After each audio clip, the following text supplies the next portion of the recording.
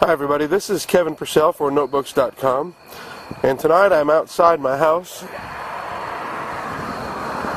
can tell because that car just went by, and what we're doing is we are stargazing. I don't want to make you sick, but let me quickly pan up and show you. There's the moon and a star here and there.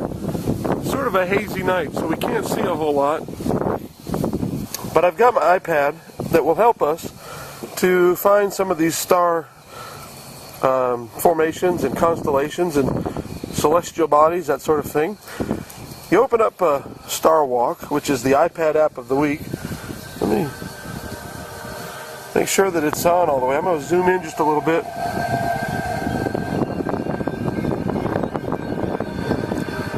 Can you hear that music? That is, of course, the nice spacey kind of music that playing here. I'm having to handhold this, so I hope I don't make you too sick. I usually keep my camera on a tripod. This is what it looks like when you open up the video or the app. It gives you information about the sun, when it rises, how long the day will be when it sets, its current elevation, that kind of thing. It gives you the phases of the moon. It'll show the previous day, today, and the next couple of days. Notice we're coming up on close to a full moon. Gives you the moon rise and set and its elevation. And then over here we see information about these four planets: Venus, Mars, Jupiter, and Saturn. This button up here, let me show it to you. It will advance the information a whole day each time you tap it. So you can notice that the phases of the moon here is changing. We're going to go back fairly quickly, a little too far, back to today. Now, this right down here will remove that. And if you ever want to get back to it, it's right here, and it is the Sky Live button. So that's what that screen is called, Sky Live. Now, what you have here is it shows you the constellation Scorpius. You can see Libra, and there's Mars and some other things. The sun, this right here is the horizon, and below it, the horizon is the sun, and the direction is based on the compass that is in the iPad. Now what I'm going to do here is I've got my son Daniel over here, and he's going to help me out by picking up the iPad. Hey. And what we're going to do, alright, he's got it lifted up, and you can see it there. There's the moon right above it. Now Daniel, there we go, sort of tilt it, and as he moves it around, based on the compass and the location, you'll notice, move a little bit slower, Daniel, move it real slow. You'll notice that it's moving as he moves the iPad. And that's pretty cool. Now stop it, come back a little bit. Alright, now right here, you see right up above us, just barely, you can see right in there where my finger is. Can't hardly see there. Is a ever so faint star, the moon over there. And if we look real carefully, here's the moon. Let's wonder if we can identify what that star might be, or what that planet might be, rather. It looks like that might be, could that be Neptune? No, there's no way we can see Neptune that well. What is the Uranus? I'm not sure. I'm not real well versed in what stars and that sort of thing are. Oh, it's part of Jupiter. But anyway, that's a real interesting app that it shows you the different things. Now, over here, if we go to information, whatever is currently selected, notice that it is going to show that. So that Uranus, however you want to say that, the planet that shows up, and it's going to give us some information about that. Alright, you got it, Daniel?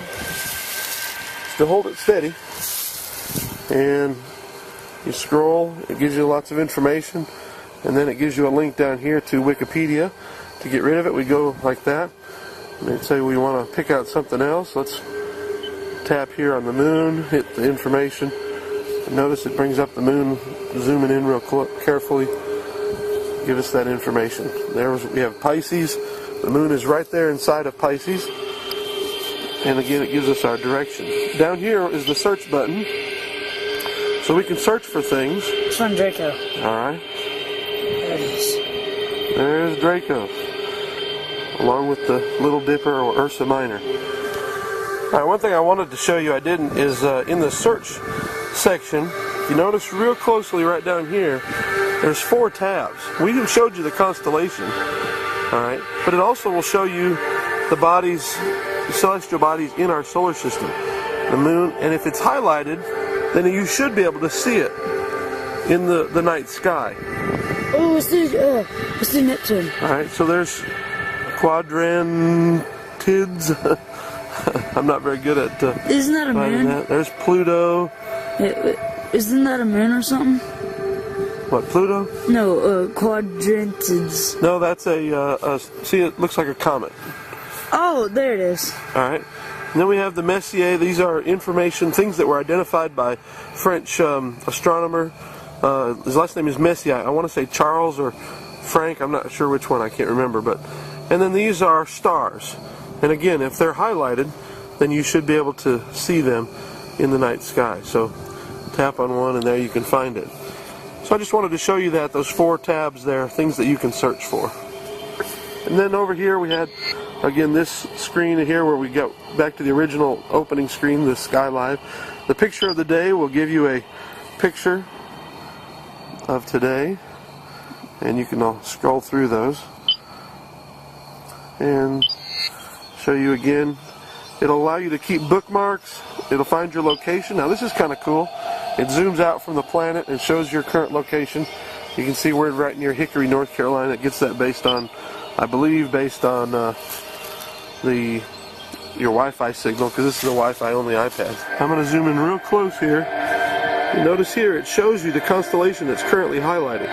I just noticed that just now, in fact. So it goes back here, and we see Draco and Ursa Minor there. I think that's kind of a neat feature. The settings, there's not a whole lot to it. Turns off the constellation, so all you see are stars. This will turn off the sound effects. That one turns off the music. That one affects the brightness. If I can get it to work. And that one puts it in night mode, so it's a little bit easier to see the stars instead of your bright iPad. Now up here, let's go back into regular mode. Up here in the corner, there's a button, the timeline button, and shows the timeline. And if you scroll along it, then it will move the sky based on the rotation of what it would look like as it goes through the night, changing the time. You can see the time changes there. And of course you can just let it go and it does it by itself for a little while. Alright, with the help of my son, I'm going to show you another feature of this. You tap on an item, and then by pinching you can either zoom in or out. We tried it earlier and it didn't quite work. You have to have the item selected, I think. But you tap on that, and it'll zoom in and show it to you. It looks like a black hole. Yeah. That's cool. It is pretty neat. The Starry Night's a really great app. I really like it. It can be a little difficult to get it to maneuver and move when you're turning around with it. You have to rotate it into portrait mode and then landscape mode sometimes to get it to wake up and begin moving with you. If you are an advanced stargazer, I think this would be very helpful. But for someone like me, you know, it's just kind of an interesting app to take out on a clear night and check out what you can currently see. I really like the app. I think it's worth the $5. I think that's the price of it in the App Store. It'll be on the review, the written review. But I think it's a valuable app to get if you like stars, if you're interested in it, or you're taking an astronomy class, something like that. This has been Kevin Purcell with my son Daniel for Notebooks.com with the iPad App of the Week. Thanks for watching.